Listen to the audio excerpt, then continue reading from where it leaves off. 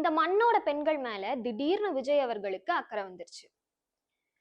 உங்க கட்சியோட பிரிச்சுவல் வாரியர்ஸ் என்னையும் மத்த பொண்ணுகளையும் ஆபாசமா பேசும்போது இந்த அக்கறை வந்த மாதிரி தெரியலையே.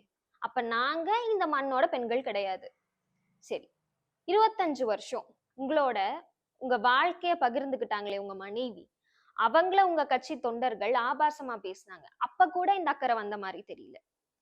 அண்ணனுக்கு மனைவி இல்லைன்னா மனைவியா நாங்க இருக்கோம்னு சொல்லக்கூடிய தரம் தாழ்ந்த கருத்துகளுக்கும், விஜய்க்கு ஓட்டு போடலன்னா குடும்பத்துக்கே நான் விஷம் வச்சு கொன்றுவேன் அப்படின்னு சொல்லக்கூடிய முட்டாள்தனமான கருத்துகளுக்கும் இது வரைக்கும் நீங்க ஒரு கண்டனமும் தெரிவிக்கல.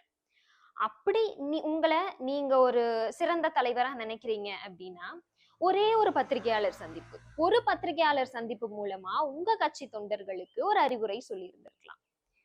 இந்த தேர்தல் நெருங்குற நேரமா பார்த்து திமுக மேல தேவையில்லாத குற்றச்சாட்டுகளை வச்சு நாடக அரசியல் நடத்திட்டு இருக்காரு விஜய். மக்கள் பார்த்துக்கிட்டே தான் இருக்காங்க.